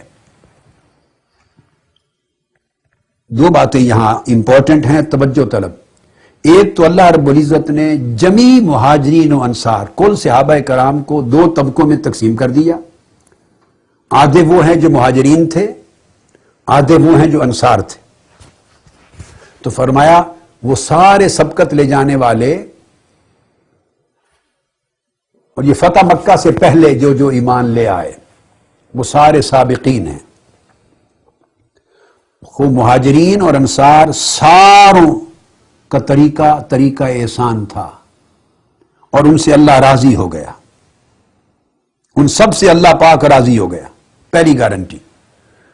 اب یاد رکھ لیں، قرآن مجید میں ایک بار صریحاً آ جائے اور قطعاً آ جائے تو اس کو کوئی شخص منسوخ نہیں کر سکتا تاکہ کہ قرآن ہی کی دوسری آیت منسوخ کرے۔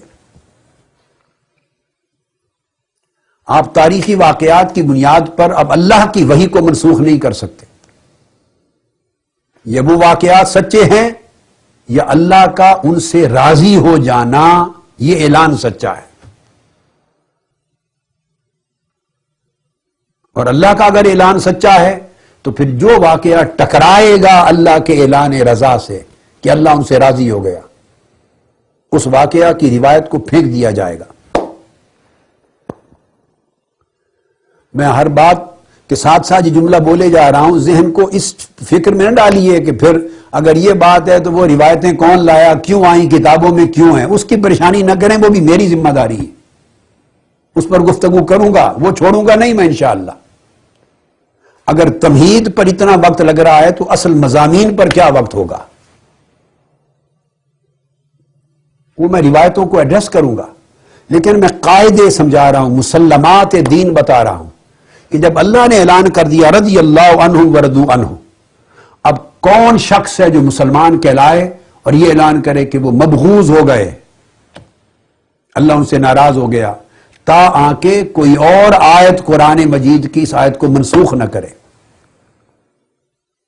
یہ سمجھدار لوگوں کو غور کرنا ہوگا۔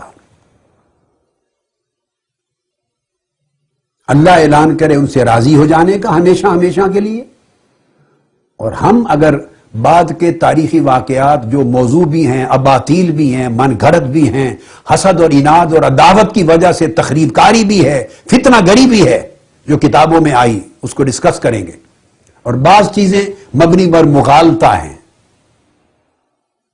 دو قسمیں ہیں، تو مغالطات یا تخریبات اباطیل، ان کی وجہ سے ہم قرآن کی آیت کو منسوخ بنائیں گے؟ نہیں ہو سکتا۔ اور آگے تو اللہ رب العزت نے مہر ثبت کر دی، اور وہ یہ، اگر کوئی یہ کہے کہ یہ آیت تو جی اس وقت اتری جب آقا علیہ السلام کی حیات مبارکہ تھی، اس وقت وہ ٹھیک تھے،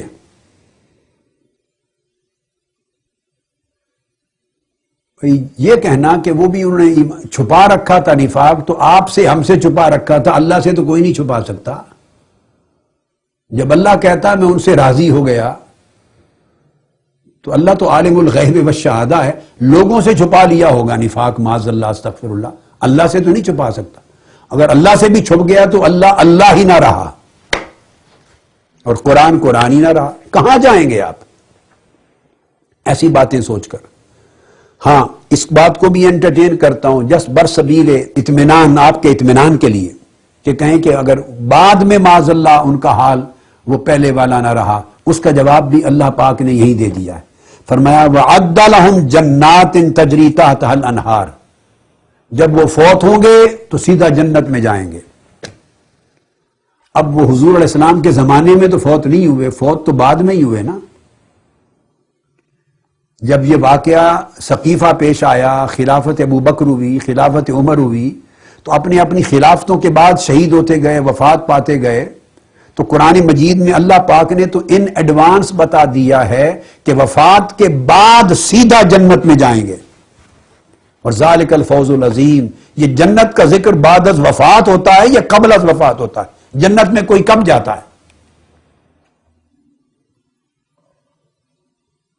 اب یہ سارے جو بیٹھے ہیں ان میں سے چاہیں کہ یہ ہم کسی کو پکڑ کے جنت میں دھکیل دیں تو شہید ہی کرنا پڑے گا نا پکڑ کے۔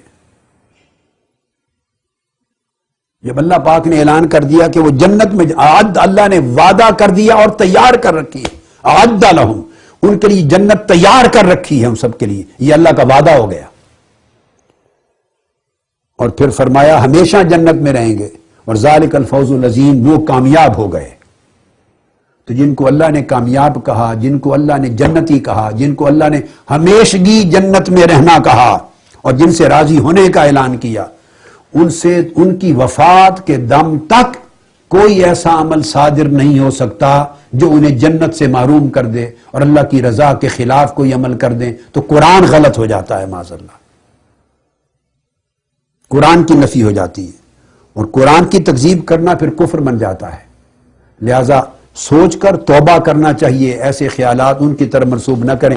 کل مہاجرین صحابہ اور کل انصار پر اطلاق ہو رہا ہے، اور اس میں چونکہ السابقون کی بات ہے، اس میں فتح مکہ سے پہلے والوں کو ضمانت ہے۔ اور پھر ارشاد فرمایا سورہ الحشر آیت نمبر 10 میں، والذین جاؤوا من بعدہم، اور جو لوگ ان کے بعد آئے، جو لوگ ان کے بعد آئے،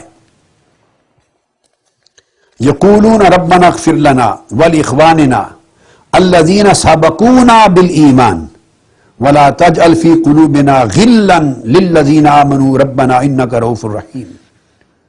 فرمایا جو لوگ ان کے بعد آئے، تابعین، اتباع التابعین، ان کے لیے بھی وعدہ مغفرت ہے، مگر بشرطے کہ وہ لوگ یہ ان پہلے ایمان لانے والے یعنی صحابہ کرام کے لیے دعا کرتے ہوں، ان کے لیے دل صاف رکھتے ہوں، الذین سبقونا بالایمان، جو ایمان میں سبقت لے گئے صحابہ کرام، جو کہیں کہ وہ ہمارے اچھے بھائی تھے، جو ان کے لیے دعائیں کریں، اور جو کہیں باری تعالیٰ ان کے لیے ہمارے دلوں میں غل، کوئی میل کچیل نہ آنے دینا، تو ان لوگوں کے لیے بھی بخشش و مغفرت ہوگی جو یہ آرزو کریں کہ باری تعالیٰ ان صحابہ کرام کے لیے ہمارے دلوں میں غل اور میل کچیل نہ آنے دینا، جو اپنے دل ان کے لیے صاف رکھیں۔ ربنا انک رؤوف الرحیم، تو ان کے لیے اللہ نے اپنی رافت و رحمت کا بیان کیا۔ سورہ الحشر کی آیت نمبر 10۔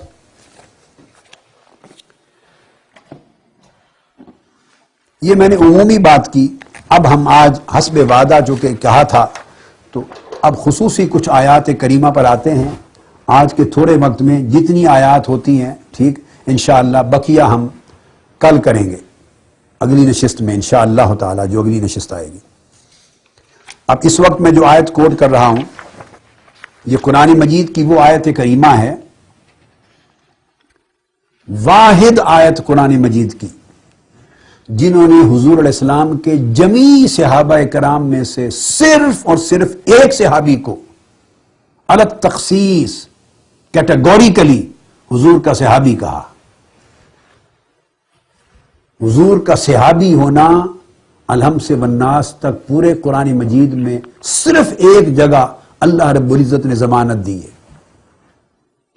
جس کو اللہ پاک 1.25 لاکھ صحابہ کرام میں سے چن کر ایک کو ایک ہی مقام پر قرآن مجید میں حضور کا صحابی کہے، اور ثانی اثنین، 2 میں سے دوسرا کہے، حضور کو اس طرح جوڑ دے، اور ان اللہ معنا جوڑے حضور علیہ السلام سے.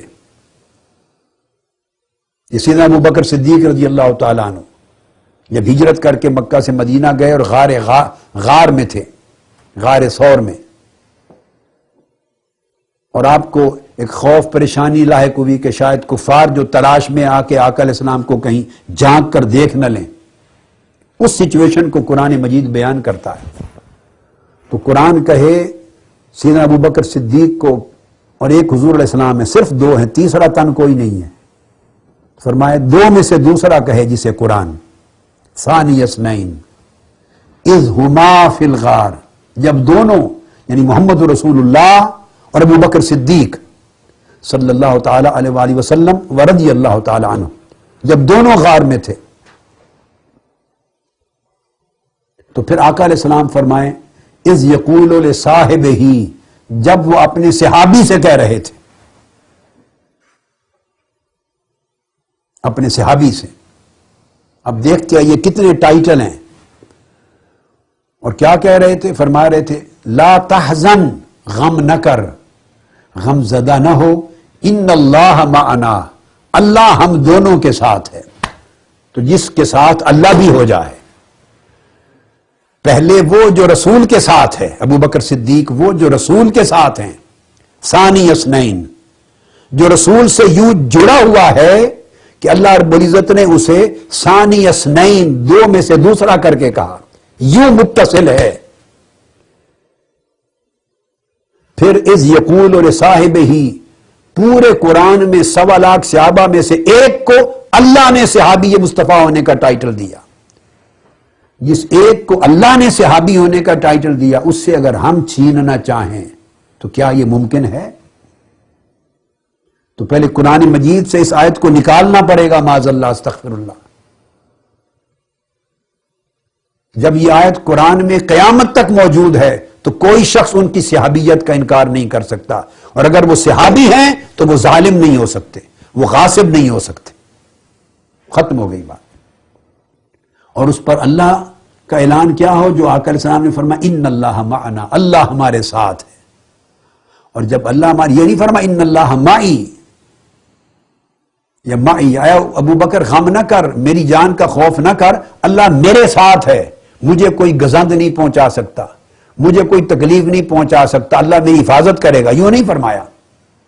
فرمایا ان اللہ معنا، ہم دونوں کے ساتھ ہے.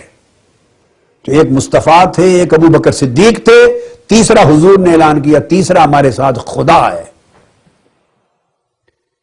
تو جسے خدا اپنی معیت کا، اپنی سنگت کا اعلان کرے، اور مصطفیٰ صحابیت کا اعلان کرے، اور قرآن کی نص قطعی ہو، اس کے بارے میں اگر ہم برا گمان لائیں تو یہ قرآن مجید کی صریح نفی ہوگی. یہ پہلی آیت کریمہ، اس کی تفسیر میں پیش کر رہا ہوں. یہ میرے ہاتھ میں تفسیر ہے شیعہ حضرات کی معتبر ترین تفسیر، روح الجنان و روح الجنان، اس تفسیر کا نام ہے روح الجنان و روح الجنان. علامہ جمال الدین مصنف ہیں، شیخ ابو الفتوح الرازی، علامہ جمال الدین شیخ ابو الفتوح الرازی، یہ 6 صدی ہجری کے علماء شیعہ اور مفسرین میں سے ہوئے ہیں. اور اس کے حواشی تفسیر کے لکھے ہیں حاج مرزا ابو الحسن شعرانی نے. اور یہ کتاب تفسیر کی چھپی ہوئی ہے تہران کی، خیابان بوذر کی، اور جلد 6 ہے تفسیر ابو الفتوح رازی کی، یا تفسیر روح الجنان کی، جلد 6، 6 جلد، جز 10 ہے اور صفحہ 35. اس آیت کی تفسیر میں، یہ میں نے پورا ریفرنس کوٹ کر دیا تاکہ کوئی مغالطہ نہ رہے، اور اس کی جو طباعت کا سن ہے وہ 1398 ہجری ہے، جو نسخہ میرے پاس ہے 1398 ہجری. اس تفسیر میں وہ لکھتے ہیں، وہ کہتے ہیں حقیقت است و خلاف نیست کہ آن دو کس کہ در غار بودند، رسول اللہ بود و ابو بکر بود اذ ہما فی الغار۔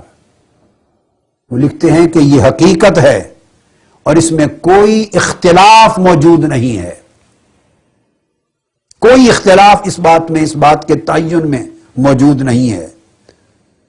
بہت سی آیات ایسی ہوتی ہیں جن میں اختلاف پایا جاتا ہے مفسرین میں، کوئی کہتے ہیں یہ حضرت ابوبکر کی شان میں نازل ہوئی، کسی نے کہا علی کی شان میں ہوئی، کسی نے کہا عمر عثمان کی شان میں ہوئی، کسی نے کہا عمار بن یاسر کی شان میں ہوئی، کسی نے کہا سلمان فارسی کی شان میں نازل ہوئی۔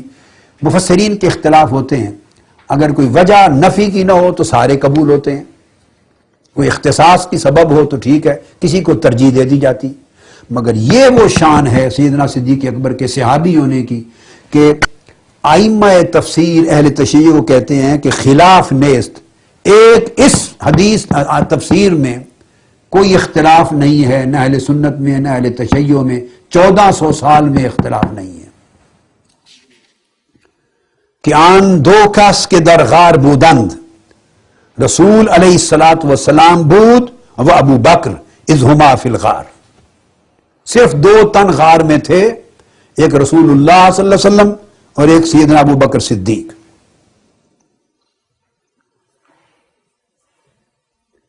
اب دوسرا نقطہ سمجھ لیں، بعض لوگ یہ گمان کرتے ہیں کہ سیدنا ابو بکر صدیق گھبرا گئے خود اپنی جان کے لیے، معاذ اللہ استغفر اللہ، کہ کہیں مجھے نہ گزند پہنچے۔ یعنی جب مائنڈ سیٹ ہو، ذہن بنا ہوا ہو نا کسی کے خلاف، تو بندہ ہر بات میں سے کوئی نہ کوئی تماشا نکالتا ہے۔ تو اس وقت بھی ایسی بات کرنے والے لوگ تھے، 6 صدی ہجری کے یہ لوگ بزرگ ہیں، شیعہ عالم، اس کو رد کیا ہے، اور وہ کہتے ہیں کہ حضرت ابوبکر صدیق اپنی جان کے لیے خوف زدہ نہیں ہوئے تھے، کیونکہ قرآن مجید نے لا تخف نہیں کہا، خوف نہ کر نہیں کہا، فرمایا لا تحزن، غم نہ کر۔ خوف اپنی ذات کے لیے ہوتا ہے، غم دوسرے کے لیے ہوتا ہے۔ اور یا اللہ کے لیے کہا کہ قیامت کا دن الا ان اولیاء اللہ لا خوف علیہم ولا هم یحزنون، جو اولیاء ہیں قیامت کے دن نہ انہیں اپنی جانوں کا خوف ہوگا نہ اپنے متوسلین پر غم ہوگا، نہ اپنی جان کا خوف ہوگا نہ اپنے ساتھ جڑ کے رہنے والوں کا غم ہوگا۔ اس حزن کی رد کرتے ہیں شیخ ابو الفتوح الرازی، کہتے ہیں کہ گفتند کے مفسرین نے یہ کہا حزن او بر پیغمبر بود، کہ ان کا غم پیغمبر کی ذات کے لیے تھا، ان پر تھا، اپنی ذات کے لیے نہ تھا۔ اور انہوں نے کہا کہ ان کا خیال تھا کہ اگر کفار اور دشمنان اسلام پہنچ گئے اور انہوں نے ایک قدم اپنے قدم کی طرف جھک کے دیکھ لیا تو وہ دیکھ لیں گے اور یا رسول اللہ آپ کو گزند پہنچائیں گے۔ اور اگر وہ یہ کہتے ہیں اگر مرا بکشند من یک مردم و اگر العیاذ باللہ ترا مکروہ رسد امت ہلاک شوند، اگر انہوں نے ایک قدم بھی آگے بڑھا کے نیچے جھک کے دیکھ لیا آپ کو اور معاذ اللہ آپ کو نقصان پہنچایا تو امت ہلاک ہو جائے گی۔ یہ شیخ ابو الفتوح الرازی تفسیر روح الجنان میں سیدنا ابو بکر صدیق رضی اللہ تعالیٰ عنہ کی صدق ایمانی، صداقت ایمانی پر دلائل قائم کر رہے ہیں۔ امت ہلاک اور برباد ہو جائے گی یا رسول اللہ اگر آپ کو گزند پہنچایا۔ جس پر حضور علیہ السلام نے فرمایا گفت ہے چندیشہ مدار کہ خدائے ماں با ماست، مت اندیشہ کر، اللہ ہمارے ساتھ ہے۔ اور آگے روایت کرتے ہیں حضرت مجاہد سے، فرمایا کہ رسول درغار 6 روز بمان، 3 دن تک، یہ شیعہ تفسیر ہے روح الجنان، 3 دن تک رسول پاک صلی اللہ علیہ وسلم حضرت ابو بکر غار ثور میں رہے، اور ابو بکر صدیق تنہا، کوئی دوسرا شخص اس 3 دن اور 3 رات کی صحبت مصطفیٰ میں شریک نہ تھا۔ حضرت ابو بکر تنہا تھے، مصطفیٰ تنہا تھے، صدیق مصطفیٰ کو تکتے تھے، مصطفیٰ صدیق کو تکتے تھے۔ 3 دن اور 3 رات جس کو تنہا غار کی خلوت قدوں میں، جس ابو بکر کو مصطفیٰ کی خلوت نصیب ہو اور جس خلوت و صحبت میں کوئی اور شریک نہ ہو. آپ دیکھیں جس پر مصطفیٰ کی محبت کی نظر ایک لمحہ کے لیے پڑ جائے اس پر جہنم حرام ہو جاتی ہے، اور جسے مصطفیٰ 3 دن 3 رات جسے آمنے سامنے تکتے رہے اس پر جہنم کیسے حلال ہو گئی؟ وہ جنت سے کیسے معروم ہو گیا؟ کیا مصطفیٰ کی نگاہ شفقت اتنی بے تاثیر ہو گئی؟ مصطفیٰ کی صحبت اتنی بے اثر ہو گئی؟ 3 دن ابو بکر مصطفیٰ کی صحبت میں رہے، وہ مصطفیٰ کا چہرہ تکتے رہے اور مصطفیٰ کی نظر ان کو فیض دیتی رہی. یہ میں آپ کو حوالہ اہل تشیع کی عظیم تفسیر روح الجنان کا دے رہا ہوں. اور پھر اس کے بعد کہتے ہیں کہ 3 دن اور 3 رات وفاداری اس گھر کی دیکھیے. فرمایا کہ عبد الرحمن بن ابی بکر بامداد و شبان گاہت آنی بائن جا میں آور. سیدنا ابو بکر صدیق کے بیٹے عبد الرحمن بن ابی بکر صبح و شام کھانا گھر سے لا کے غار ثور میں پہنچاتے تھے. آپ کے عامر بن فہیرہ ایک غلام کے بارے میں بھی ہے کہ وہ بکریاں کو لاتا، بکریوں کو، اور دروازے پہ لا کے دودھ دو کر تو اندر دودھ پہنچا جاتا، اور ضروریات زندگی کی چیزیں اور کھانا پینا گھر سے. حضرت ابو بکر کے صاحبزادے عبد الرحمن بن ابی بکر ہر روز آ کے گھر پہنچاتے. گویا صرف ابو بکری صدیق اور یار غار نہ تھا، ان کا سارا خاندان اور بچہ بچہ مصطفیٰ کا وفادار تھا. اور اس تفسیر کا اگلا قول اسی تفسیر کے حوالے پر آج کی گفتگو ختم کر رہا ہوں، چونکہ آگے پھر الحمدللہ ایک تسلسل ہے، اگلی نشست میں جاری رکھیں گے. یہاں پر یہی تفسیر ابو الفتوح رازی وہ بیان کرتے ہیں کہ ایک روز حضرت محمد بن سیرین نے، اب پہلے زمانے میں، اب آج کوئی کوٹ کرتا ہے؟ یہ تابعین تھے، صحابہ کرام تھے، اتباع التابعین تھے، یہ تو شیعہ نہیں تھے، اہل سنت کے امام تھے. ان کے حوالے کوٹ کیے جاتے تھے کتابوں میں معتبر اور معتمد سمجھ کر، اور اگر کوئی چیز غلط ہوتی تو اس کو طریقہ یہ ہے کہ مفسر رد کر دیتا ہے، اس پر تان کرتا ہے، جرح کرتا ہے، کہتا ہے کہ روایت باطل ہے، رد کر دیتا ہے. جب رد بھی نہ کرے، تان بھی نہ کرے، جرح بھی نہ کرے، اور محض بیان کرے استدلال کے لیے، احتجاج کے لیے، استناد کے لیے، تو یہ اعتماد کی دلیل ہوتی ہے. بیان کرتے ہیں کہ محمد بن سیرین نے بیان کیا کہ ایک دن صحابہ در عہد عمر ابن خطاب، سیدنا فاروق اعظم رضی اللہ تعالیٰ عنہ کے زمانے میں صحابہ کرام کی جماعت تھی، تو وہ بحضور او سخنی میں گفتند، انہوں نے آپ کی مجلس میں گفتگو کی، اور گفتگو میں اس طرح کی بات کی کہ سیدنا فاروق اعظم کو لگا کہ وہ انہیں حضرت ابو بکر پر فضیلت دے رہے ہیں. ایسا محسوس ہوا کہ یہ لوگ حضرت عمر کو ابو بکر سے افضل قرار دے رہے ہیں. سیدنا فاروق اعظم نے ان کی بات سنی. سیدنا فاروق اعظم بولے غرض ازیں سخن آن است کہ مرا تفضیلی میدہی برا ابو بکر. تمہاری گفتگو کا مطلب یہ ہے کہ تم مجھے حضرت ابو بکر پر فضیلت دے رہے ہو. آپ نے جواب دیا، یہ شیعہ مفسر بیان کر رہے ہیں، جواب دیا واللہ کہ آن یک شب از ابو بکر، کہ یک شب در غار بود، او در صحبت رسول بود، بہتر بود از ہمائے عمر عمر. خبردار مجھے ابو بکر پہ فضیلت نہ دینا، خدا کی قسم. وہ ایک رات بھی، حالانکہ ابو بکر تو 3 رات رہا مصطفیٰ کی صحبت میں، تو غار ثور کی 3 راتوں میں صرف ایک رات جو ابو بکر نے مصطفیٰ کی صحبت میں گزاری وہ عمر کی ساری زندگی سے افضل ہے. اس کی ایک رات عمر کی ساری زندگی سے افضل ہے. وَيَک روز از او بہتر بود از آل عمر، اور ایک دن جو ابو بکر نے مصطفیٰ کی صحبت میں گزارا غار ثور میں وہ عمر کی سارے خاندان اور نسل سے بہتر ہے. یہ بیان کرتے ہیں، آپ اندازہ کر لیجئے، یہ سیدنا ابو بکر صدیق کی شان ہے. اور یہ جو مفسر لکھنے والے ہیں یہ تو 6 صدی ہجری میں ہے نا، تو خلافت اور وہ صحابہ کرام کے واقعات اور خلفائے راشدین کے تذکروں کو تو 500 سال گزر چکے تھے.